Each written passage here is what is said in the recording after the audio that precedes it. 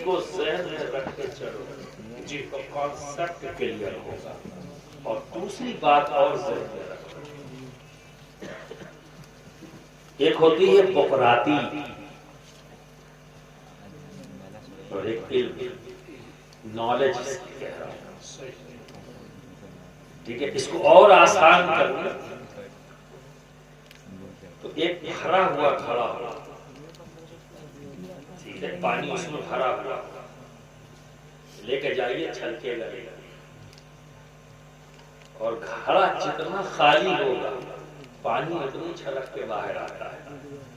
इसलिए कही गई, मसल कही जाती है, अधजल गगरी छलकत जाए, ठीक है ना। तो उसी छलकने का कुछ मुझे एहसास हो रहा है, कुछ पानी इधर उधर गिरा, ऐसा लग रहा है। कोई बात नहीं, मैं कभी भी नंबर्स पर नहीं चलता। भीड़ पर बहुत सी जगहों पर मौजूद है। इसी मुल्क में ले लो, 80-20 का फर्क है, सही। तो किसको कहोगे हक? वाह वाह वाह, तो क्या करोगे भाई? जी जी जी, बेशक। हुकूमत के लिए, पावर के लिए अलग, पर हक और बातिल का फैसला नंबर से नहीं होता। हक और बातिल का फैसला मोहब्बत से होता, नंबर से नहीं होता। सही, नंबर से नहीं होता। ना हुआ है, ना होगा, ना दौलत से, ना नंबर से, ना इख्तिदार से। हक और बातिल का फैसला हर दौर में होगा तो मोहब्बत से, मोहब्बत से, मोहब्बत से। बेशक बेशक। मुफ्ती गुलफाम साहब ने बड़ा अच्छा टॉपिक दे दिया, मैं कुछ और बोलना चाहता था, तो जो बात उन्होंने कही मैंने सोचा इसी को बढ़ा दूंगा। जी जी जी। और अक्सर ये मेरे साथ होता है, अगर स्टेज पे बैठा हूं, किसी ने कुछ कहा, वही बात से माइंड सेट हो जाता, चलो भाई। आपका सफर है, जब कलमा पढ़ा तो मुसलमान हुए हो, आप समझ रहे हो, ईमान मिला है, मोमिन बनना बाकी है, अभी मोमिन बनना बाकी है। और जब कल्ब में मोहब्बत पैदा कर लोगे अपने नबी की, अपने रब की, तब तुम मोमिन बनोगे। किताब पढ़ लो, कोर्स पूरा हो जाएगा। बेशक बेशक बेशक, कोर्स पूरा हो जाएगा। बुखारी पढ़ लो, कोर्स पूरा हुआ है। मुस्लिम पढ़ लो, कोर्स पूरा हुआ है। तिरमिज़ी पढ़ लो, कोर्स पूरा हुआ है। अभी आलिम नहीं बने हो, वाह वाह वाह वाह, अभी आलिम नहीं बने हो। आलिम तो तब बनोगे जब दिल में खौफे इलाही पैदा हो जाए, खशियत इलाही पैदा हो जाए, तब आलिम कहलाओगे। अभी तो सिर्फ कोर्स पूरा किया, कोर्स पूरा किया। जी जी। और जब कोर्स आदमी पूरा करता है तो खतरा है, खतरा है, अधजल गगरी छलकत जाए। वो बुकरात हो सकता है, वो सुकरात हो सकता है, पर आलिम नहीं हो सकता, पॉसिबल नहीं है। अरे यार, जिस इल्म को हासिल करके तू अपनी जात को फायदा ना पहुंचा सका, तो उम्मते मोहम्मदी को क्या फायदा पहुंचाएगा? तेरी जात महरूम है। तूने क्या पढ़ा? पढ़ा क्या है? तो मिस्र तोते के है, जो कुछ लाइनें रट लेता है, पूरी जिंदगी बोलता रहता है। जी जी। तो रटाने वाले ने जितना रटा दिया उतना रट लिया, पूरी जिंदगी जैसे किसी को देखा शुरू हो गया, मिट्टू बेटे नबी जी रोजी भेजो। हम लोग बचपन में देखते थे हरा वाला तोता, आप क्या भी देखा होगा। अब तो ये सब खत्म हो गया, वरना हर घर में लोग रखते थे, है ना। और सुबह सुबह जो है शुरू हो जाए, जैसे किसी को देखता था। तो जितना भी याद करा दे लोग, तो उसने रट लिया। अब जो बोल रहा है क्या समझ के बोल रहा है? नहीं। हमें और हैवानात में यही तो फर्क है भाई। जी अल्लाह रब्बुल इज्जत ने सिर्फ हमें कुव्वत याददाश्त नहीं दिया, कुव्वत हाफजा नहीं दिया है, शऊर भी दिया है। बेशक बेशक बेशक। शऊर भी दिया है। जब शऊर इसके पास नहीं, रखने की सलाहियत तो उसके पास है। जी जी जी तो तोता हो या अशरफुल मखलूकात में से हो, इंसान हो। जी जी। तो शऊर का भी इस्तेमाल करना, और इस शऊर का इस्तेमाल आप सबको करना है। ये कौवा कान लेगा जो भागते हैं ना, ये टेंडेंसी बंद करो। कोई मामूली लोग नहीं हो, आप समझ रहे ना? अब आइए, जब यहाँ मजबूती होगी ना तो कोई नहीं कर सकता, यहाँ कमजोरी होगी तो कोई रोक के ले जाएगा। हर बुखराती में फंस जाओगे, हर छलकते हुए पानी के फिसल जाओगे। बरादरान मिल्लत इस्लामिया, ये तो इशारा दे दिया। अब आइए असल मौजू की तरफ, चूंकि वक्त भी अच्छा खासा हो गया है तो कोई लंबी चौड़ी गुफ्तगू भी नहीं हो सकती। बरादरान मिल्लत इस्लामिया, ये बात आपके जहन में आ गई ना कि जैसी जात वैसा ही उसका एहसान। ये बात एक मैंने कही, और दूसरी बात मैं ये कहना चाह रहा था, इल्म की तरफ आया था तो देखो, रब के फजल से, नबी के कदमों के सदक़े जब हम कोशिश करते हैं इल्म हासिल करने की, तो रब तबारक तआला हम पे फजल फरमाता है और ये इल्म की नेमत हमें अता करता है नबी के कदमों के सदक़े, है ना? तो बाज बंदों में एक सलाहियत ऐसी पैदा हो जाती है कि एक एक लफ्ज के कई कई माना बयान कर लेते हैं, है ना?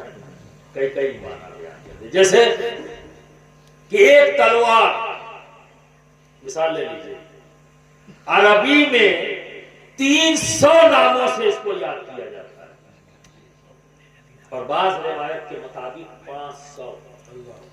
एक चीज, अब आप अंदाजा लगाइए, 500 माना लफ्ज इस्तेमाल होते हैं, जिससे मुराद कुरान है। जात एक ही है, चीज एक ही है, पर उसके नाम अलग अलग कितने, एक दो नहीं, 3 4 नहीं, 100 200 नहीं, 300 से 500 तक। ये सलाहियत इंसान में पैदा हो गई जब उसने कोशिश की, तो रब ने फजल फरमाया। तो अब बताओ, क्या अपने परवरदिगार को माज़अल्लाह बाउंड कर दोगे कि एक ही माना और मतलब लिया जाए? जो मैंने आयत करीमा तिलावत की, मरजल बहरैन यल्तक़ियान, 2 समुंदर हैं जो आपस में मिले हुए हैं। इसका जो सीधा साधा तर्जुमा आया तो क्या हुआ, 2 समुंदर हैं जो आपस में मिले हुए हैं। और फिर रब कह रहा है, तुम अपने परवरदिगार की कौन कौन सी नेमतों को झुटलाओगे? फबिअय्यि आलाइ रब्बिकुमा तुकज़्ज़िबान। ऐ परवरदिगार आलम, ये तो शत्तुल अरब में जाकर हम देखते हैं, इराक में है ये जगह, 2 जगह मिलती है, ठीक है, समुद्र मिले हुए। और सिर्फ समुद्र ही नहीं, ये हकीकत है कि मिले हुए, ये भी सही है, और एक दूसरे में हुलूल नहीं कर गए हैं, मिले हुए हैं, खुली आंख से दिखता है, ठीक है। लेकिन सिर्फ एक ही नहीं है, मिसाल एक ही नहीं है, हमारे मुल्क में है मिले हुए। इलाहाबाद चले जाओ, जो अब प्रयागराज हो गया, वहां गंगा और जमुना मिले हुए। गाजीपुर चले जाओ, गोमती और गंगा मिले हुए। तो मिलते तो हैं, 2 नदियां मिली हुई हैं, 2 समुद्र मिले हुए। परवरदिगार आलम इस पर एहसान जता रहा है। अब इससे बड़ी तो कोई जात नहीं है, क्या है? कोई जात नहीं। और जबकि ये बात बिल्कुल फिक्स है कि जैसी जात होगी वैसा ही उसका एहसान होगा। जी बेशक। तो सोचना पड़ेगा।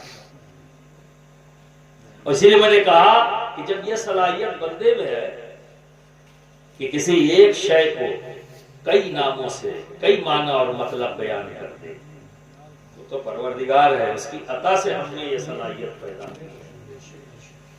तो हम आलिम अगर कहला भी रहे हैं, अगर कोई ये कह दे कि ये मेरा इल्म जाती है, गया, शिर्क हो गया, शिर्क हो गया।